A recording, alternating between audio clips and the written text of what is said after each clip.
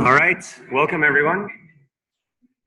Today we're going to be talking about phylogenomics, and it's the last lecture of the comparative genomics and evolution module. It's also the last lecture of the term before the quiz.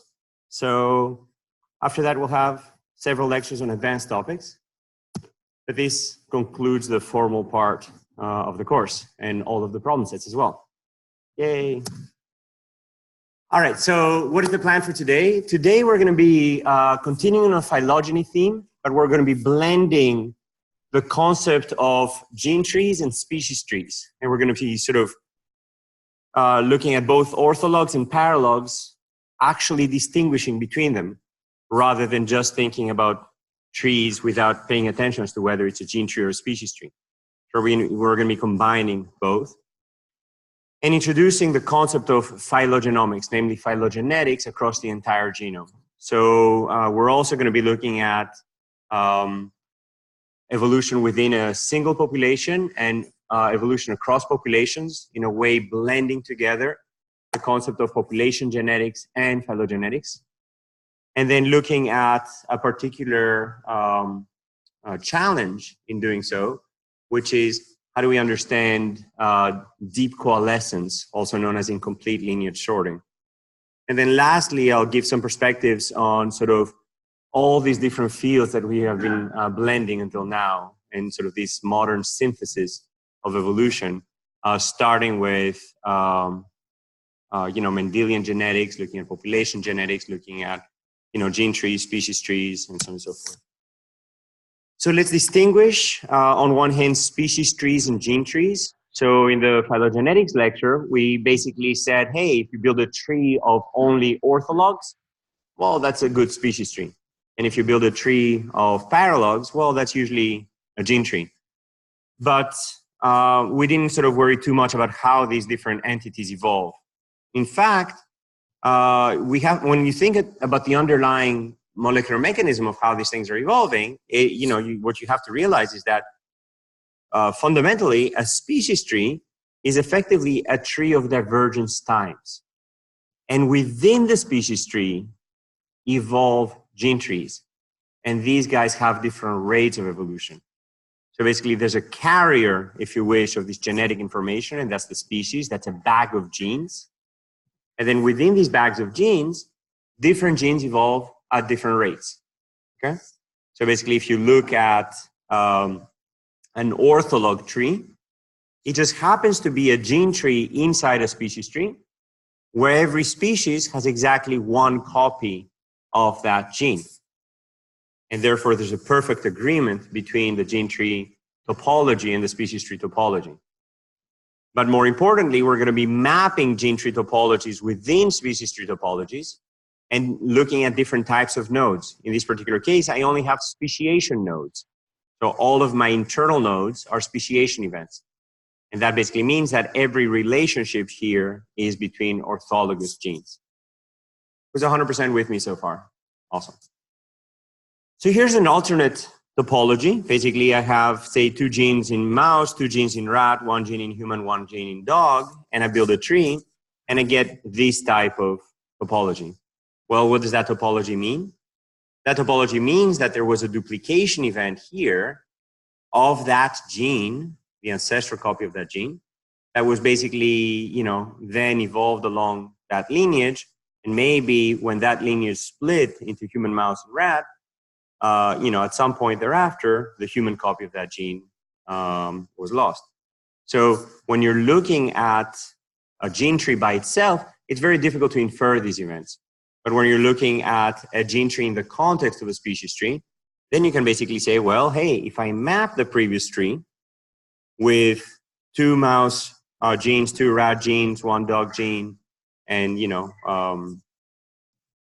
of in this particular case, a loss event in the human lineage, where you can basically say, and in fact, this is a slightly different tree where the duplication is actually after this event. So human actually does not have a copy. You can basically start asking, well, what are the different types of events that can happen along the species tree? Basically, in order to map these types of complex topologies into a series of events, what we're going to be doing is actually defining different types of operations.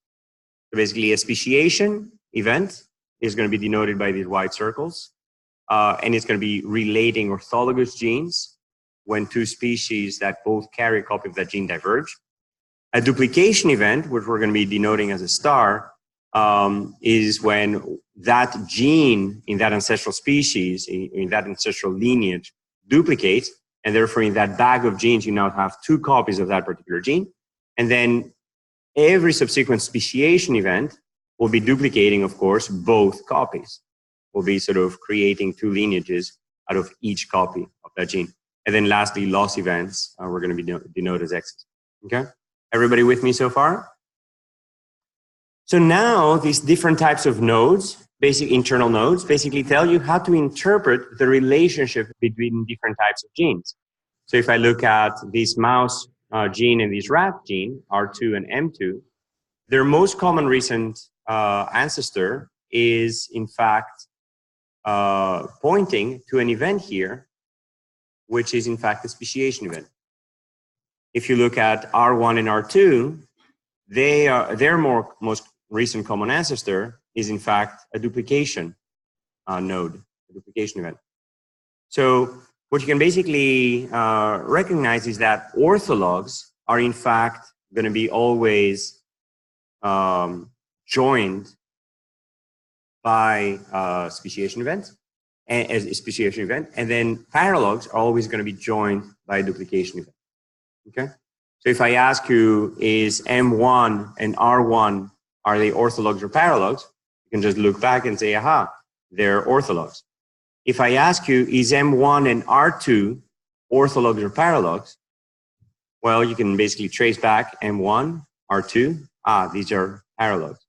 And what's kind of interesting is that M2 and R2 are in fact orthologs, M1 and R1 are orthologs, R2 and R1 are paralogs, and so on and so forth. Okay, so this gives us a language for speaking about the types of relationships. Basically, orthologs are usually thought to maintain the same function across species. And what we're using is a phylogenetic definition of orthologs, which makes a biological implication about function, which will then, of course, have to be tested experimentally. And then definition of paralogs is usually that of two genes that maintain, that in fact take on different functions after the duplication event, or maybe they serve as dosage amplifiers and so on and so forth. And then these, again, we have an evolutionary definition for what defines it. Okay? Who's 100% with me so far? Awesome. Great. So, again, duplication is what gives us this very, very important raw material for evolving new gene functions. So basically, there's many things that can happen after the duplication of a gene. So on one hand, neo-functionalization is when, you know, the new gene might actually take completely new functions and lose the original function. Sorry, that's neo-functionalization when it takes on new functions and loses the original function, but now it carries out some kind of new function. You may have non-functionalization. So we saw that in the whole genome duplication of yeast, for example, nearly all genes were maintained in only one copy. Only 10% of the genes were maintained in two copies. That suggests that, in fact, non-functionalization was the primary outcome of these 6,000 some gene duplication events that arose from the whole genome duplication. And you can also have sub-functionalization, where neither of the two copies maintains the ancestral function, but in fact, both copies take on different subsets of that initial function, or both of them sort of change functions. And in fact, this is one mechanism which is thought to relieve pleiotropy. So pleiotropy is when a particular gene can have multiple functions. Pleio basically means many, and then tropos basically means way. It works in many ways. So pleiotropy is when a particular gene has many functions. You can actually relieve some of that by duplication, and then, you know, the two copies are now free to take on different subsets of the function. Okay? So then the question is, how often do gene duplications and losses occur? And you can estimate the rate of duplication and loss. You can basically estimate the age of paralogs based on the silent mutations, and then infer how often, you know, do they occur. You can look at gene counts within families and infer duplication loss rates in that way. You can basically look at variation between species in the rate of duplication. So for example, you see that in yeast, the estimated rate of duplication is about 2 events every 1,000 genes every million years. In mammals, you have about 1 event every 1,000 genes every million years. And in primates, you have almost twice that, so nearly 2-fold higher rate of duplication and loss compared to other mammals. There's some very cool examples of neofunctionalization. So for example, the reason why we have tricolored vision as opposed to dicolored vision is that old monkeys basically went through a duplication event of these opsin genes. And then after the duplication event, the receptors were able to specialize and change the wavelength at which they respond, giving rise to the recognition of multiple different wavelengths, giving us basically this tricolor vision that we have. And then again, there's these extreme cases of whole genome duplication, these hypotheses of 2 rounds of whole genome duplication in early chordates, and then a recent additional 3rd whole genome duplication event in fish. So everybody with me so far? So you can basically start now using these phylogenies that combine both gene trees and species trees, start understanding basically where are those events happening in the context of multiple species. You can see some extreme examples such as the interleukin-1 gene that is basically duplicating in human, duplicating in bovine, and expanding in multiple species. You can see many such examples of that. One extreme example is olfaction. So basically every odor that we can perceive is due to one neuron that is in fact very closely associated with a receptor for that molecule that is giving us that particular sense of smell. And then these have expanded dramatically in a lot of mammals, including rodents. So they have many families of olfactory receptors. By contrast, when we gained tricolored vision, we could suddenly distinguish, rotting fruits and all kinds of, bad things that we shouldn't be eating based on its color. Our visual perception of bad things that we should not eat, was so strong that we suddenly didn't need to smell all of these diversity of smells that we could previously. And we in fact started losing a lot of these olfactory receptors. So if you look at all of these families that are found in other mammals, we have in fact lost many of them. So we have more than 1,000 pseudogenes that are ancestral olfactory receptors and have now been simply lost. Yeah.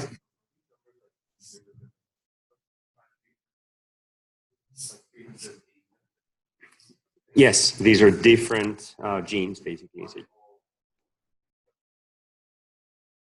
correct. Yep. And basically here you can see the gain and the loss. You can see this huge turnover. You're gaining genes, you're losing genes, And then this is a major source of adaptation, As species move to different environments and change diets, then that's one of the first things that they need to do. They need to adapt to being able to smell the things in that environment and taste the things in that environment. There's a huge effort right now to basically sequence more vertebrates, more birds, more amphibians, more reptiles, more mammals. There's, several genome 10K projects set out to effectively complete many of these trees. So the study of phylogenetics and phylogenomics is, hugely expanded. Yeah. It's very difficult, but when you have solid phylogenies, you can in fact start recognizing that, yes, there were 70 things gained in this family, but you can see specifically how they relate to each other. That there were 3 duplication events, for example, in a row, followed by 2 losses by an expansion of one of them, and so on and so forth. So if you have a basis upon which to sort of study these phylogenies, you can then infer the order of these events. But of course, if you have a series of gains and losses with no intermediate branches, it's very difficult to sort of order them.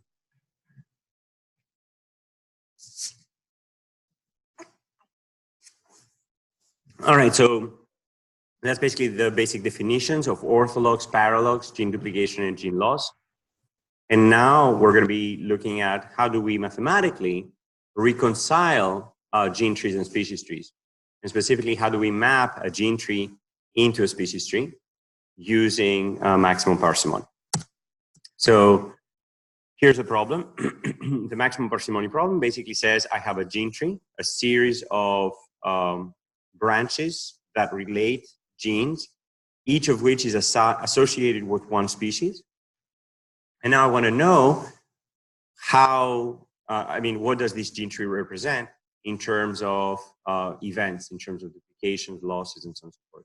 So the way to do that is to actually map every internal node of this particular gene tree into an internal node of the species tree.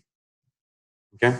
So basically what we need to do is figure out the mapping, the reconciliation of every species V in that tree. And the reconciliation is basically telling you what is the species from which that particular node was inferred. So basically what you want to do is label events. Basically, is V is a duplication.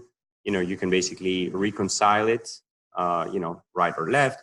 And then depending on the number of branches that you have, you can basically say whether this is a duplication event or a loss event. So basically, what you need to solve is, if the reconciliation of V is simply a leaf, you can then map it directly. And then if it's an internal node, then you effectively map it to the least common ancestor of the reconciliation of the right node and the reconciliation of the left node. So, in this particular case, this D leaf would always map to D, to the dog species. The H genes would map to the H species, and so on and so forth. And then this internal node maps to the least common ancestor of the mapping of the right and the left. And then the right, maps to rat, the left maps to mouse. So the least common ancestor is in fact that particular node right there, where mouse and rat are both mapping. And then same thing here with mouse and rats. These maps here. This one, similarly, the right one maps here. The left one maps here. So then the parent also maps here.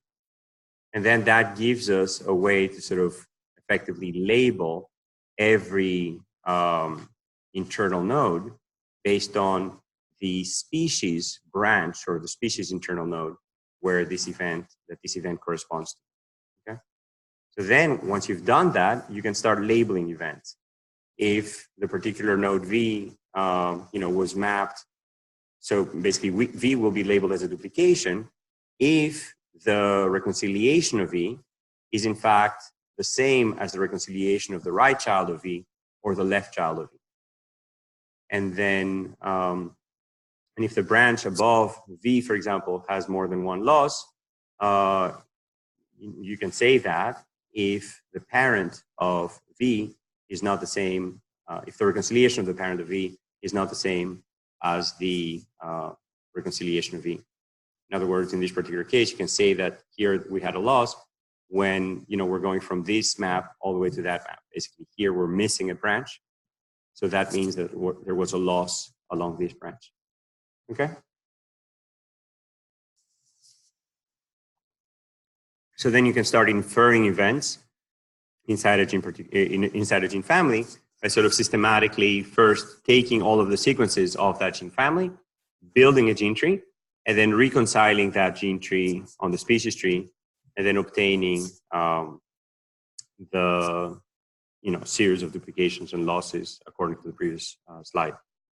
Notice that we need a species tree in order to do that, and there are many ways of building a species tree. One way to build a species tree is to basically take many orthologs from those species, and then build a lot of trees for these orthologs, and then find some kind of consensus tree that recapitulates the order of divergence events for that species. So then the reconciliation problem is, given a gene tree G and given a species tree S, find the reconciliation R that implies the fewest duplications and or losses. And the algorithm for doing that is basically either minimizing duplications and losses, or using some kind of Bayesian approach that basically says, well, let's, instead of thinking of the minimum parsimony approach that simply minimize the number of events, what we're going to do is in fact build a Bayesian process of birth and death of different branches, and then we can use that to infer the series of events that is most likely, rather than simply has the minimum number of operations. So here's some examples of reconciliation. Basically, when the topology of the gene tree is the same as the topology of the species tree, then reconciliation is kind of easy, and then you have 0 duplication, 0 losses, and every pair of genes is orthologous. If you have, in this particular case, mouse and rat are still in the same order, but here I have flipped the order of dog and human, right? So I have a gene tree that has one example from each species, so it looks like not much happened, but then when I reconcile it, both of these guys are mapping up here. So what does that mean? That basically means that there was, in fact, one duplication event, one loss event along the human lineage, along the dog lineage, another loss event along the human lineage, and another loss event along the ancestor of the mouse and the rat lineage. Basically, as soon as you have a discrepancy in the topology, that immediately implies multiple duplication and loss events. Okay, this is the only way from everything we've seen so far to explain a discrepant topology. Who's with me so far on this one? Awesome. Any questions? Yeah.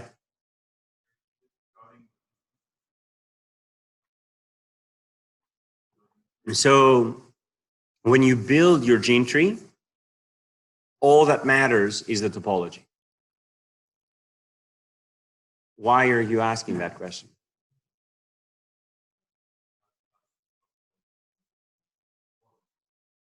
Yeah. I mean, it will become quite relevant as we go through the lecture. And specifically, we talked about bootstrap, we talked about confidence. And in fact, if these internal branches are very short, then we're going to have to start thinking about alternate models that explain the same data in other ways. For example, what if our gene tree is wrong? Or what if our species tree is wrong?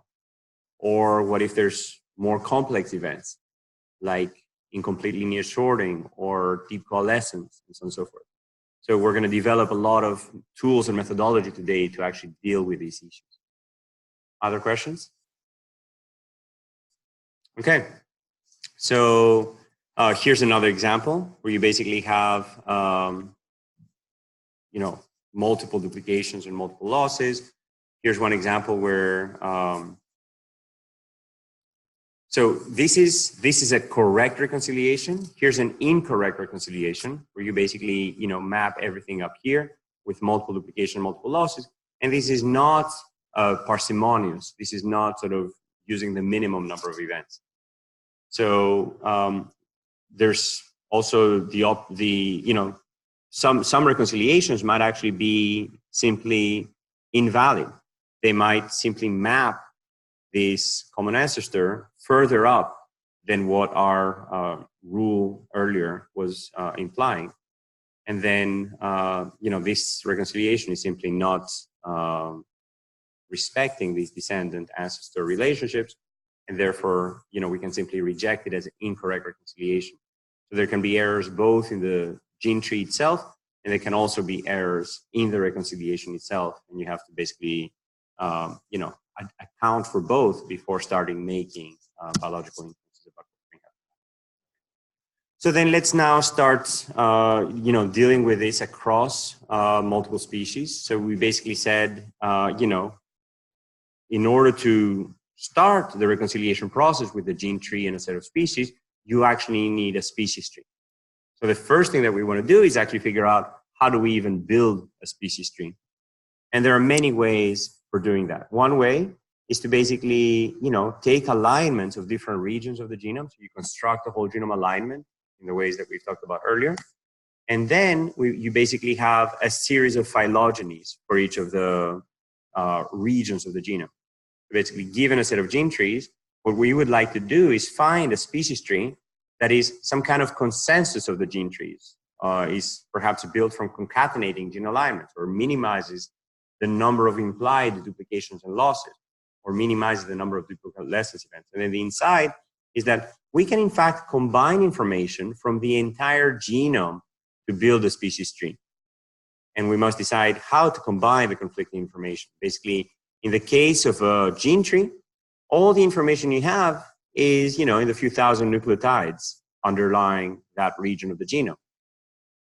If you're building a species tree, you shouldn't just content yourself with one gene tree. You shouldn't just say, oh, well, I have 5 orthologous genes here, so I'm going to build a species tree of my 5 species. No, you should basically say, well, let me take all of the data that's available. And the problem when you do that is that you're going to have different topologies. Basically, these two might agree, and these two might be discrepant. So there are many methods for actually building species trees. One of them is to basically infer the pairwise distances between all of the species in each of your gene trees, and then build a supermatrix that basically combines the distance information across multiple matrices. Another one is to actually look at supertrees. You basically look for every branch separation. Every single branch basically says that these 2 species are separate from these 2 species. This branch says here that something distinguishes these species from those 3 species, and so on and so forth. And what supertree methods do is, in fact, build trees that utilize that branching consistency information across many different gene trees. Another way is to minimize deep coalescence, and we're going to talk a lot more about that, or to explicitly model coalescence. You could also simply concatenate all of your alignments. So you could basically say, instead of having a single alignment for each of the genes, I'm going to basically build a concatenated alignment that now gives me many, many, many characters, and then I will have more confidence in sort of building that tree. And for these, you usually want to use some of the more advanced methods that we saw at the end of the last lecture, rather than summarizing all that into a single distance matrix. But then you're losing a lot of information. Everybody with me on species tree reconstruction? Great, so now that you have your species tree, let's look at how you can actually build gene trees when you have a whole genome. So basically, the goal here is going to be to use the species tree to improve upon the process of gene tree reconstruction. And what we saw previously, all of the algorithms on Tuesday were in fact treating sequences as completely anonymous, completely ignoring what species these sequences in fact came from. But the insight is that if we know the species, we can define some kind of prior distribution of reasonable gene topologies and reasonable branch length. So if I have a series of examples for, many, many genes from the same set of species, I can basically say, well, hey, these species here are evolving more rapidly. And maybe I have to look for topologies and branch lengths that are consistent with that model, okay?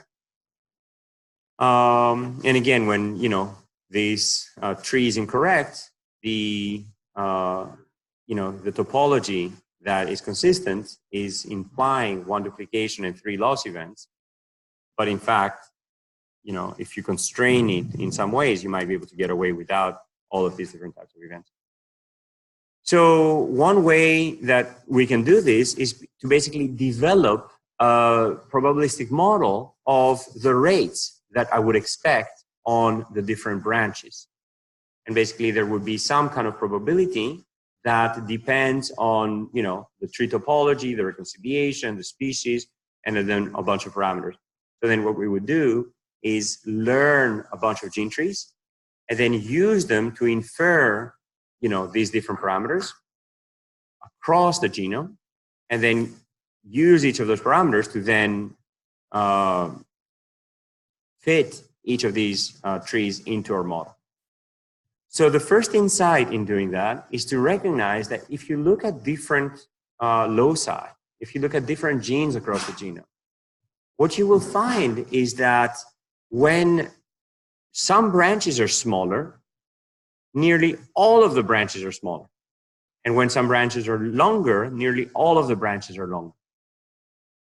Well, but you could rescale each of these trees to effectively have relatively small variation from gene to gene in the overall tree. What is happening here? The underlying process is that some genes have functions that are much more rapidly evolving. Other genes have functions that are very strongly preserved. So if you have some, I don't know, olfactory gene, or if you have, say, a histone protein, well, histone proteins don't need to adapt very rapidly to new environments, whereas, you know, environment sensing genes actually do. And reproductive genes and sexual selection genes are in fact very, very rapidly evolving. So depending on the type of function of the gene, you would actually expect that that gene evolves more rapidly, not just in one lineage, but in all of the lineages. So basically the scaling factor can be thought of as an inherent evolutionary rate for that type of function, regardless of the species that it evolves in. Is everybody with me on this one? Awesome. Conversely, what you would notice is that some species evolve more rapidly for all of their genes. So the way to recognize that, or the mechanistic basis for that, is that, for example, if you look at the mammalian lineage and you look at rodents, their generation time is much smaller, whereas humans, they have a much larger generation time. So the faster the generation time, the more quickly you basically undergo new generations, the more of a chance you have to actually evolve more rapidly and to select new mutations or to simply tolerate new mutations. And also the repair machinery of different species might actually differ. Some species may simply have more mutations just because of how their polymerase, their DNA polymerase work. So you could actually have correlated rates of evolution between species where all of the genes in a particular species evolve more rapidly. So if you look at, so what that is leading to is a model whereby the actual length of any one branch is a product of an inherent species rate that reflects the branch lengths of each of the species, and then inherent gene rate that affects all of the branch lengths for that species across, for that gene across any species. So when you look at, for example, this Drosophila tree, and you look at the absolute lengths, and you take any pair of species that are sitting sort of far from each other on this species tree topology, you basically find that, in fact, they're very highly correlated. But if you look at these relative lengths, correcting for the gene rate, what you basically find is that they are largely uncorrelated. And in fact, after you do this type of correction, for all pairs, you basically find that you end up with, from very, very high correlations to nearly orthogonal data that is highly uncorrelated. Basically, the average of all pairwise correlations across all pairs of species here, before correcting for this gene rate and decoupling this gene and species rate, is in fact, dramatically reduced. Okay. So that basically suggests that after correcting for this common gene rate and, by the same token, this common species rate, you in fact find that species are largely independent from each other. So that's what we've ended up with. We basically said that there's some gene rate distribution where different genes evolve according to their functions faster or slower. And then you have, a long tail of fast evolving genes and a short tail here of very slow evolving genes with some kind of distribution that in fact well modeled by an inverse gamma function. And on the other hand, you have a species rate distribution that basically tells you not just for every modern species, but also for all ancestral species, what was their relative rate of evolution at that time, okay? And if you multiply the two, you basically end up with the rate for every gene. Basically, the branch length is a function of the rate of that branch times the time elapsed, which is a gene rate, which is not dependent on a particular species, and then a species rate for each species times the divergence times for those species. Everybody with me so far? So how do we, put that in a pipeline? So you have a large number of sequences. You have a species tree, which you can build by any of these consensus methods. And then you basically first do an all versus all blast. You basically take all sequences and you look at their pairwise similarities. And then you cluster these hits to obtain groups of genes that are likely going to be families. And then you align these families. And then you build trees for each of those. And then lastly, you reconcile these trees onto the species tree. And then from that, you can infer, of course, the reconciled trees, but also which genes are orthologs, which genes are paralogs, what are all of the duplication events, and what are all of the loss events. And there's many such methods for doing that. TreeFam, Ensemble Compara, SPIMAP, Synergy, Panther, Rio, Orthostrapper, Inferring. Everybody with me here? So I present one of these models, this SPIMAP method for species-informed maximum a posteriori method. This was developed by Matt Rasmussen when he was a student in my lab. In fact, he grew out of a project when he took this class, which is kind of cool. So he basically said, let's build a species tree. And then once we have that species tree, we can then infer a duplication and loss model of sort of how each of these branches evolves inside that tree. And that is effectively, simply based on time. Basically, what are the divergence times of these genes, of these species. And then within these species, you basically have, these trees evolving with duplications and losses. You have the rate for each of those, which can be faster or slower, even though the divergence times are fixed. You can basically scale each of these branches. And then once you have that, you can basically sample rates from within this model. And then once you have that, you can sample sequences from these rates. Basically, you have a topology, you sample divergence times, you sample, and then that's how you build your species tree. And once you have your species tree, you basically can sample rates for each branch, and then you can sample sequences within each of these rates. And then you have your gene rate and your species rate combined together. So once you have a model for how evolution actually works, you can then build trees by maximizing this total likelihood. So you're basically trying to infer the optimum vector of branch lengths, tree topology, and reconciliation maps that basically maximizes over these three parameters given your data, which is basically effectively your alignment, and then your evolutionary parameters, which basically tells you when were the divergence times, how fast did each species evolve, and what was the gene rate for each of the species. So you can, use Bayes' rule to, express that in terms of the likelihood of observing the data, observing the alignment, given your vector of branch length L and your tree topology T, and given a prior on one hand the branches and on the other hand the topologies.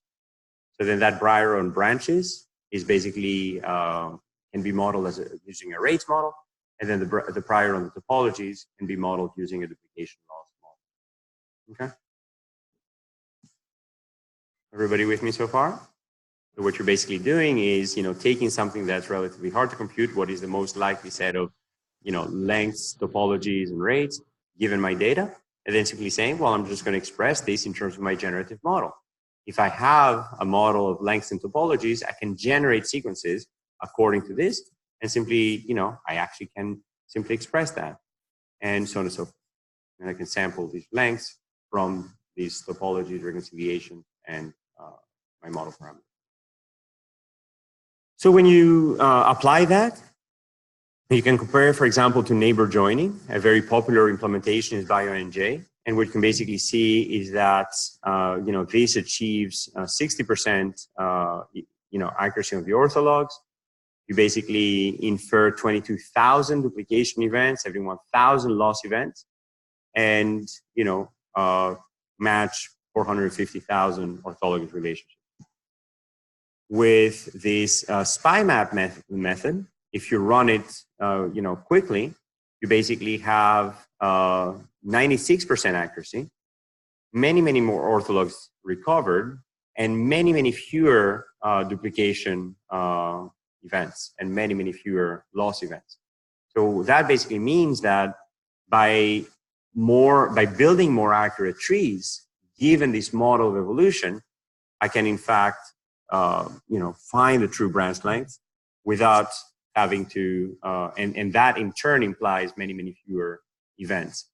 And as we saw earlier, if you have a single inaccurate ordering of the branches, for example, a single error in your topology, you can infer many more duplications and losses. So basically you can see here that there's nearly a 4-fold reduction on the number of duplications and losses that are inferred. And the reason for that is when your evolutionary model basically tells you that, hey, this branch should be faster to start with, you're not going to have a tendency of pushing that branch further up in terms of its divergence point. But instead, you're going to be saying, well, I do expect to see a faster branch here. Okay? Who's with me so far? Raise your hands. Awesome. Great. So this is now, allowing us to deal with gene tree reconstruction in the context of the species tree. By basically having a generative probabilistic model, I was able to dramatically surpass any kind of method that does not use a species tree, and achieve much higher accuracy and many fewer events. But this is not capturing everything. In fact, evolution is happening in the context of individuals within a population, not just species. So what we're going to do now is look at how we can actually start incorporating some of the phylogenetic models that we have built in the context of populations evolving within the species. So the shorter the time spans that you're looking at within a phylogeny, the more likely it is that you're dealing with individuals that are themselves polymorphic within that particular species. So what we're going to do is look at models for how do populations evolve, and then first introduce the Wright-Fisher model to study the effect of allelic propagation within a species, and then flip that around to look at a coalescent model that is much more efficient for working with trees of individuals. So what is the Wright-Fisher model? The Wright-Fisher model tells us, basically what the Wright-Fisher model tells us is what is the stochastic behavior of individual alleles within a population, okay? I have a population of n individuals, each of whom is diploid, and then these individuals evolve over time, okay? And that can be used to study the effect of drift on allele frequency, the effect of migration, the effect of population bottlenecks, estimate the strength of selection, find the age of the maximum, of the most recent common ancestor of a particular set of species, of individuals, and so on and so forth. So what this model assumes is that there's a fixed population size, and then there's completely random mating. There's absolutely no selection. Everything is evolving neutrally.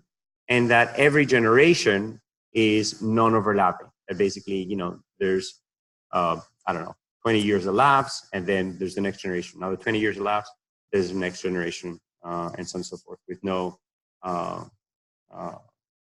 in a very kind of discrete way. So what is this basically saying? What this is saying is that, this particular individual will pass on this particular allele to this individual, and that particular allele from that other individual will come here, and so on and so forth. Basically, this is effectively completely random mating of alleles across generations. Basically, that particular allele will get passed on to these individuals, and so on and so forth. So, you're effectively randomly choosing gametes across the population and then spreading them, into the gametes of the next population. So again, this is making all of these assumptions. There's a fixed population size. I don't add individuals and subtract individuals. There's random mating. I don't just have 5 children with the same pair of individuals.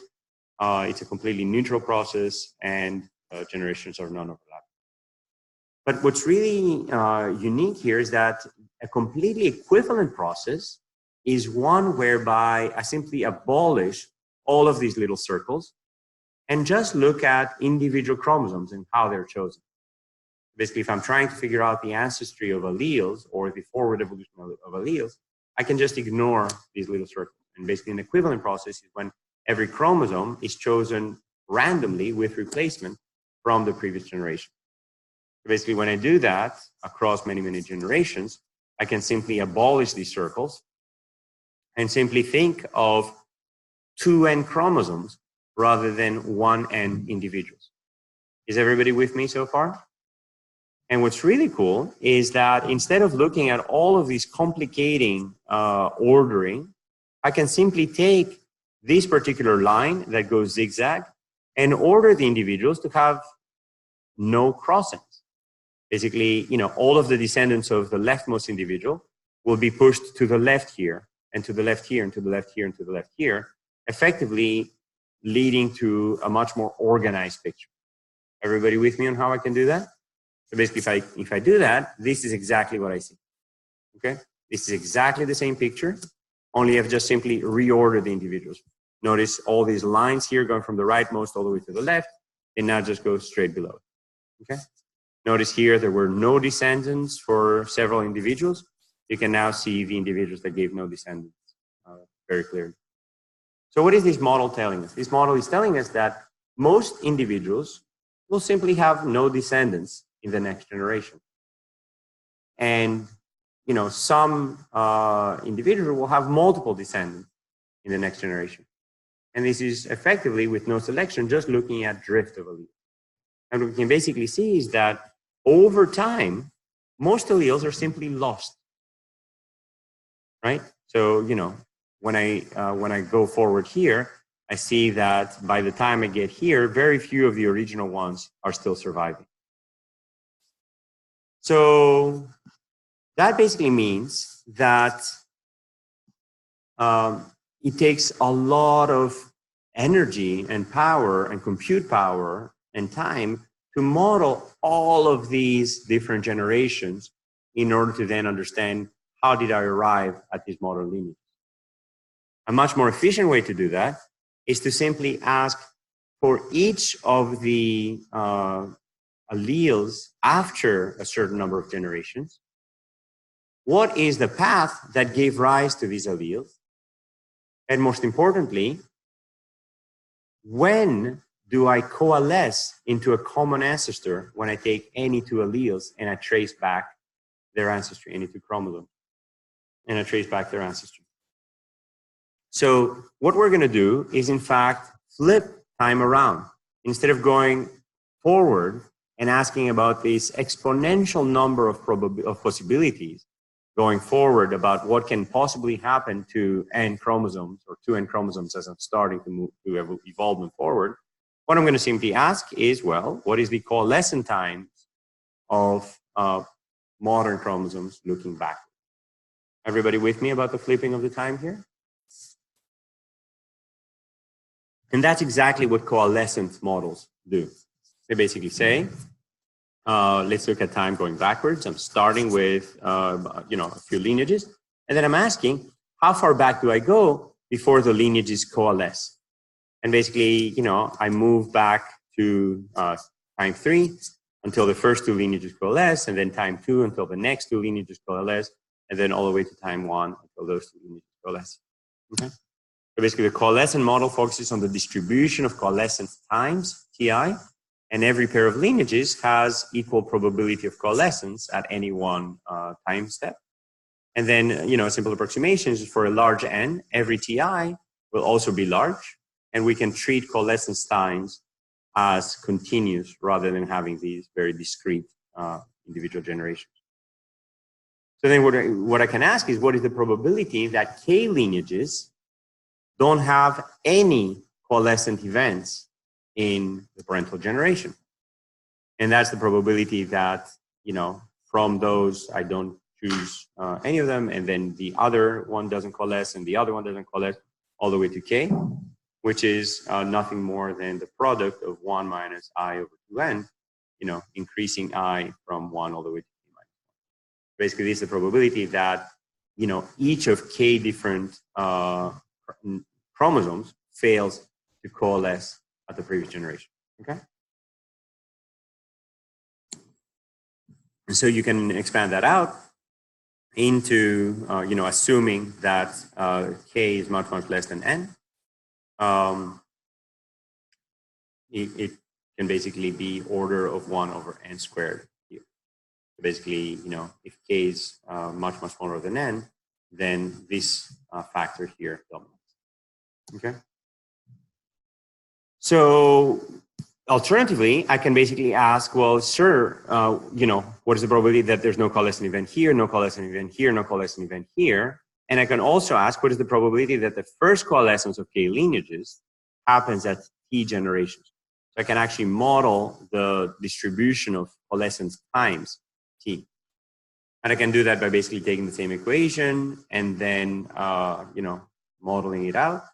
And that basically gives me an exponential distribution where when the number K is much, much smaller than N, the probability of multiple coalescent events in that generation is generally small. And for large time, the geometric distribution, in fact, approaches that exponential. So you can take that coalescent process and then simulate it out and basically say, you know, what is the coalescent times if I have, you know, K equals 100 lineages or K equals 10 lineages, and then ask for, you know, different sizes of populations. So the important thing to realize here is that I can actually go a long, long time before two lineages coalesce, okay? And the importance here is that if I have multiple speciation events happening in a relatively short succession, and if I also have relatively large populations, then the probability of coalescing with these large populations rapidly is very small. So I'm going to very frequently have very deep coalescent events. And sometimes those coalescent events will actually span beyond species boundaries. Okay? Who's with me so far? Raise your hands. Awesome.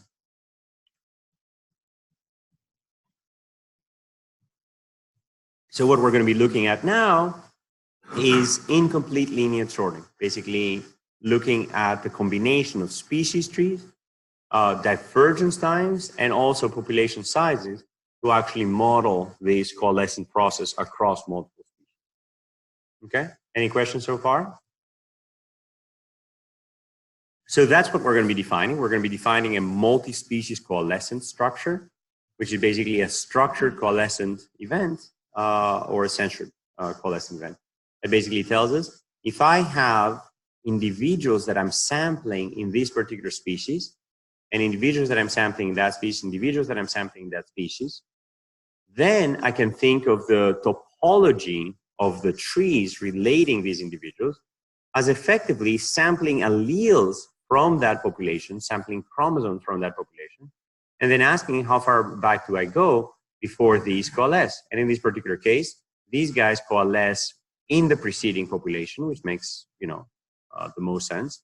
This was a relatively short population, a relatively small population, a relatively long time. So that basically means that the probability of coalescence within that population was relatively higher. And then here, I have to cross into the previous generation somehow. And then in this particular example, I have relatively short time, a relatively large population. So in this particular case, the lineages have not coalesced until I enter the previous population. And that previous population is relatively smaller and lasted for a relatively longer branch. So, you know, this lineage and that lineage coalesced fairly rapidly. But this particular lineage here, the blue one, coalesced only later. Okay? So what does that give me? That basically gives me a gene tree topology which is discrepant from the species tree topology. In the species tree, A and B coalesce first, C coalesces next, and then D coalesces afterwards. But in the gene tree topology, I basically have a deep coalescence event where the ancestor of A and B first merges with, or I should say, C first merges with D, and the ancestor of A and B merges with D after C has already merged with D, even though C diverged as a species more recently from the common ancestor of A and B rather than the common ancestor with D. Who's 100% with me on this picture? Raise your hand. Who thinks this is kind of cool? It sort of defies what we're looking at before. We're basically saying, oh, well, there's clearly an incorrect tree. We have to model that. Or, you know, maybe the tree is correct, so there must have been 3 losses and 1 duplication. As opposed to here simply saying, well, this is just a case of a deep coalescence event. Yeah, questions?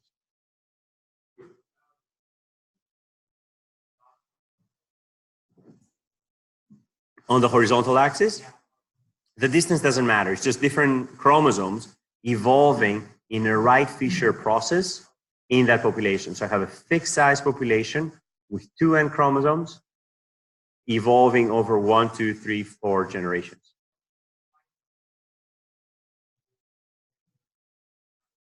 So if you trace the red lineage, you basically see how it coalesces at a later time point here versus the coalescence of the C lineage with D, even though as a species, that species was already isolated.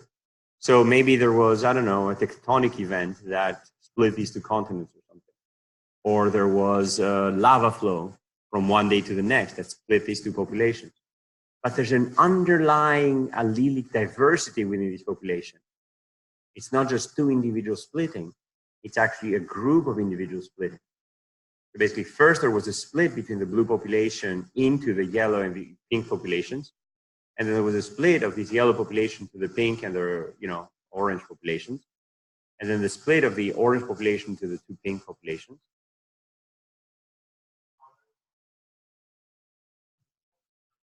It's just a bunch of points.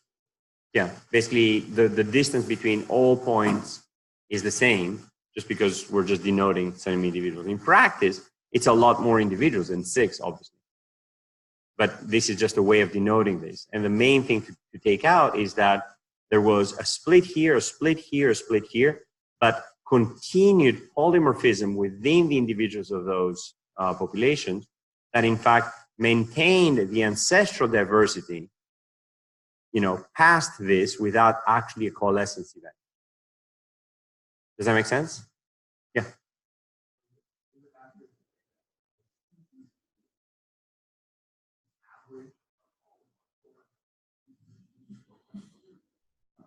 Yeah, I mean, with species, basically what you're getting at is that we're kind of challenging the definition of the species.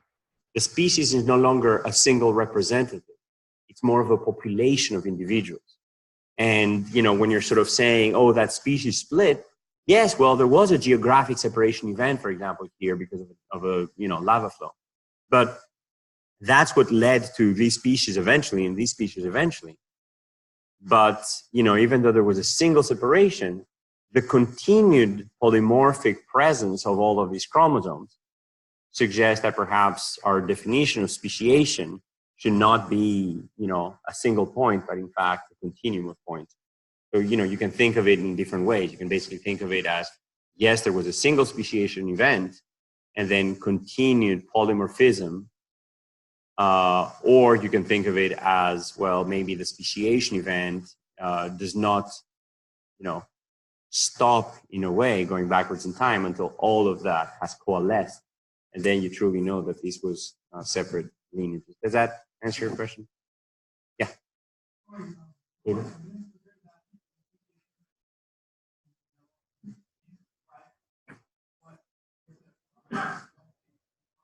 I see what you mean. Yeah, I agree with you. Basically, we can sort of move things around. But basically, I think the main point that you should take away is that these events, whether they are exactly at that point or whether they can be moved up or down, for this particular gene are challenged by the coalescence order of these alleles. And for other genes, yes, they will coalesce in the correct order. Basically, there can be another gene for which coalescence happens here very happily and then, moves on. So basically, what I'm trying to point out is that discrepancies will very frequently occur. It doesn't matter where you draw these boundaries. If you look at multiple genes in these set of populations, you will always have discrepant events. Does that make sense? Doesn't matter where you put those species boundaries. Any other questions? Cool. Who thinks this is kind of weird, right? Like it sort of challenges the way that you're thinking about gene trees and species trees. And here's basically the example of what we call either deep coalescence, where you basically have these things coalescing, going back in time deeply. So basically, these two lineages coalesce after the coalescence of, this particular event. Or going forward in time, you can basically think of this as incomplete lineage sorting, where you basically have these lineages that have diverged, but have not been fully sorted at the time of the next speciation event. Okay?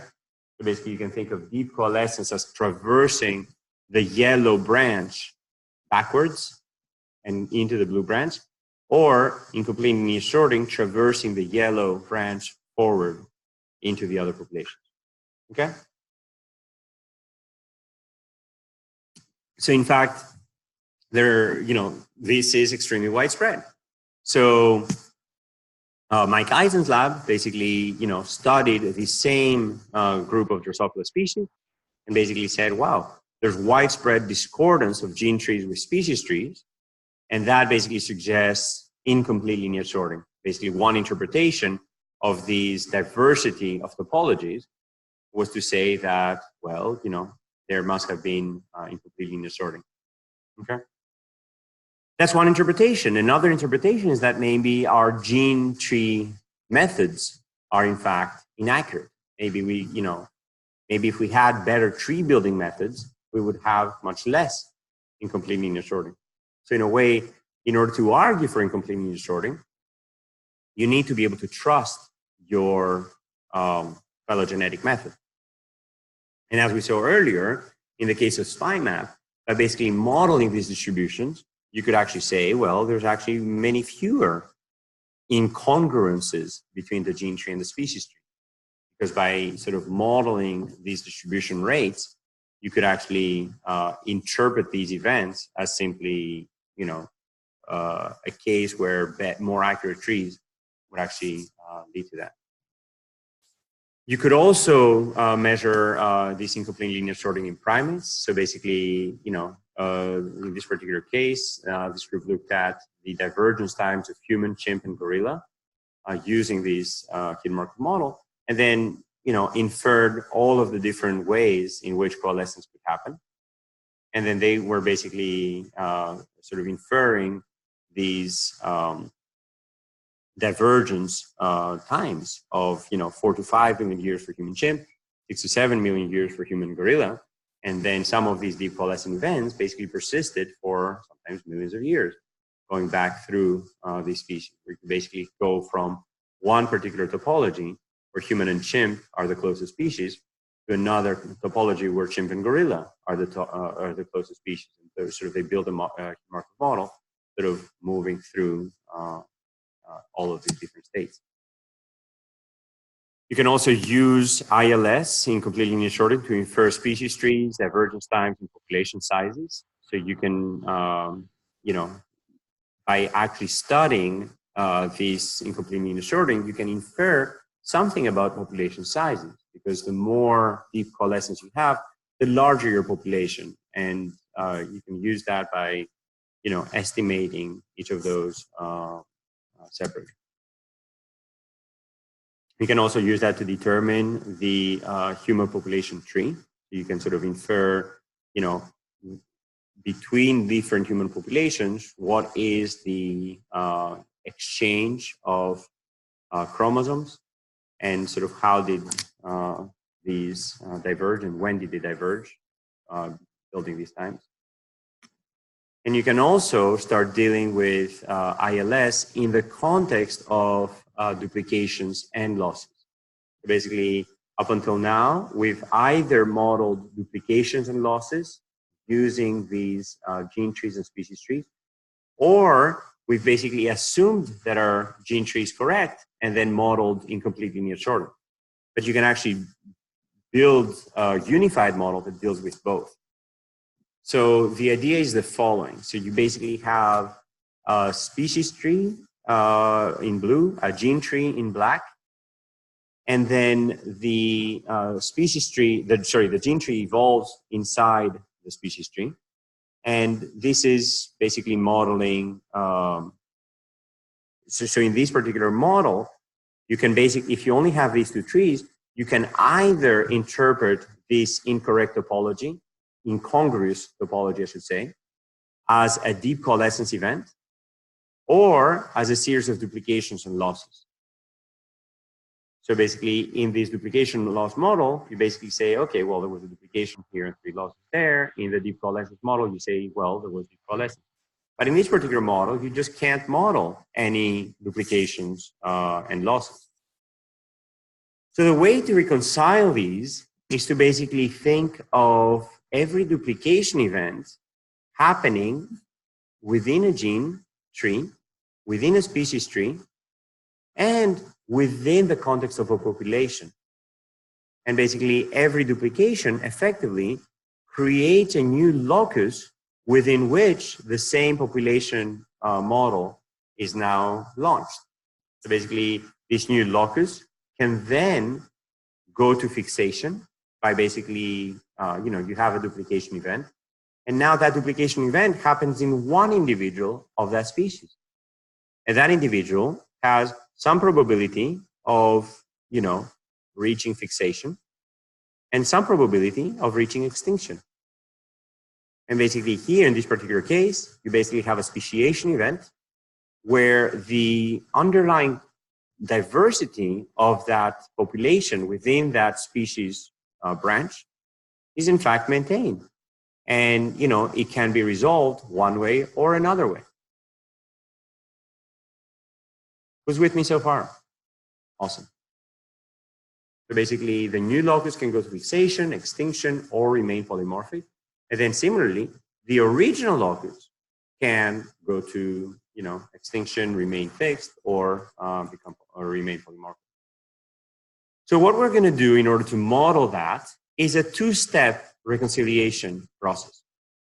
We're going to basically have a first step where, you know, our locus tree will basically be reconciled in the species tree. And then a second step where our coalescent tree is reconciled within the locus tree. So we're going to have a traditional duplication and loss model that basically allows us to reconcile locus trees and species trees. And then a modified coalescent model that allows us to reconcile coalescent trees and locus trees. Okay? Everybody with me so far? And basically, you know, we kind of know how this works, and we're going to use population genetics to model that. And then here we're going to use phylogenetics to model that. And together, we're going to give rise to sort of this new model blending, population genetics and phylogenetics. So basically, here's how you can unify the duplication, loss, and coalescent models. You basically have duplication events that give rise to new loci. And then these loci can then evolve and reach fixation. You can have, extinction in this particular case. You can have extinction in that particular case. And you can have deep coalescence going through multiple species at the same time. Okay? Yeah. Well, the reason why we're using different names here is because it's unclear if this is your gene tree or this is your gene tree. Basically, in a way, this is your allele tree, but it has features of a gene tree. And, this also has features of a gene tree. So basically, by taking the gene tree and splitting it into a coalescent tree evolving inside a locus tree, we're sort of resolving that challenge. And basically, them together are the gene tree. But then the coalescent tree evolves within the locus tree. All right. So the last part is to basically realize that even within an individual, you can actually have multiple ancestries relating that individual to all other individuals. And the reason for that is that every time you have a recombination event, the tree-like structure that gave rise to, a particular locus is in fact altered. So basically, if you have a general tree, every node has one parent, except for the root that has no parent. And then the problem with recombination is that a sequence can actually have two parents. And basically, you've now recombined the, blue chromosome and the green chromosome. And then, the green chromosome had one particular evolutionary history, and the blue chromosome had another evolutionary history. And then, this happens in many, many loci across the genome. So the way to model that is to basically build what is known as an ancestral recombination graph that basically tells you about every single recombination event and how it happened through the evolution of a particular species. So the way to think about that is that any one locus, any one nucleotide only has one ancestry.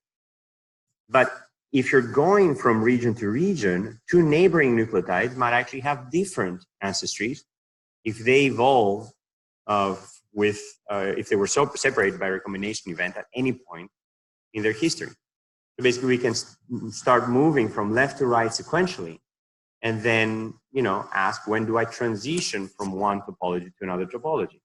So as I'm moving along the genome, I may have a particular topology, and then a different topology, and then a different topology. And if I put them all together, this basically tells me that yes, if I look at the whole chromosome of those individuals, I have series of weird sort of multiple parent events. But if I look at any one locus as I scan along the genome, that in fact has a single tree topology. And the other thing to note is that as I'm switching from one locus to the next, I only have one recombination event that sort of allows me to sort of flip these branches. So then I can, move through at different positions on my genome, and then switch from one topology to another topology, basically regrafting this one from the blue topology to the green topology, and then regrafting that from the green topology to the yellow topology, and so on and so forth. Okay? Everybody with me on what I'm doing now? So basically, I'm scanning along the genome and looking at what is the true phylogeny underlying each of the alleles. And you can sort of actually implement this using a dynamic programming model. You can basically walk along different places and then switch from one allele, from one topology to another topology. You can actually split the genome. You can parse your genome into different genealogies. So basically, to summarize, we've basically looked at this reconciliation problem that gives rise to the mapping of a gene tree into a species tree. And we've basically, done that in the context of duplication and loss, in the context of incomplete linear sorting, and we've sort of blended together, this traditional view of genomes as, one representative that actually truly captures the species into a set of populations. And I want to sort of step back a little bit, since this is the end of our evolutionary section, to basically say that this kind of blending has only happened in the last few years. Basically, my former student and then postdoc, Matt Rasmussen, in fact, contributed, one more brick into this wall of sort of modeling evolution, and sort of, was able to blend this. And this has been happening for the last, 150 years or so. So basically, if you look at traditional evolutionary theory, Darwin's model was very incomplete. In fact, when Darwin first proposed evolution by natural selection, he still had some Lamarckian components within there. He still had this concept of blending inheritance, which basically would cause diffusion of traits over time and would not be able to actually lead to selection, because every single time you would blend traits from all of your parents, which basically made it very difficult to actually achieve that. And that, in fact, led to an eclipse of Darwinism. Basically, for a while, basically, because of this blending inheritance, because of this diffusion, basically people started, they started going out of fad. And there's a series of events that happened over the span of about 100 years until this modern view of evolution in the context of populations, in the context of chromosomes, in the context of inheritance came about. For example, Weismann in 1890 was the first one to distinguish the concept of a germline versus a somatic line, basically giving, the ability of a mouse that was missing a limb, for example, to then have offspring that has all of its limbs. The concept of mutations and the ability to actually measure traits. The concept of these, multiple discrete events giving rise to these complex traits. The ability to actually model evolution through a mathematical process. When Fisher basically came up with this concept that Mendelian inheritance, which was looking at individual traits, was in fact consistent with this population variation, these bell curves of height. That was another one of these synthesis events. And then, the concept of an adaptive landscape where species can get stuck into a local maximum. The concept of evolution actually happening in real time. Basically, what Ford in the 40s noticed was that, moths, for example, would switch from gray to black in a region that was more polluted, because the black moths would actually hide more recently. And that sort of, was a very visible view of evolution happening. And then the concept of, populations, of speciation due to separation in habitats, the blending of the traditional study of paleontology, of basically looking at all of these ancient species, and then the modern ability to actually build trees and, reconcile that.